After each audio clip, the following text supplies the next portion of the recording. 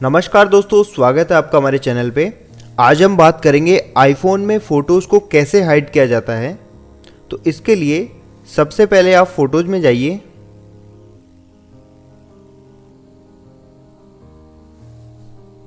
यहाँ से आप जिस फ़ोटो को हाइड करना है उसको सेलेक्ट करिए।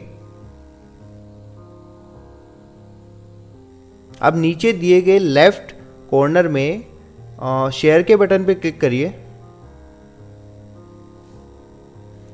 अब यहाँ से थोड़ा स्क्रॉल डाउन करके नीचे आएंगे तो आपको एक ऑप्शन मिलेगा हाइड का, आपको इस पर क्लिक करना है।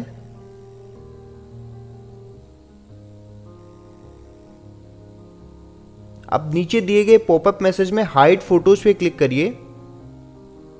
अब ये फोटो मेन एल्बम से हाइड हो चुकी है। इस फोटो को देखने के लिए आपको नीचे दिए गए एल्बम पे क्लिक करिए,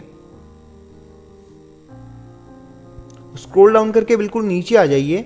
यहाँ आपको अदर एल्बम्स में हिडन का एक ऑप्शन मिलेगा, इस पर क्लिक करिए।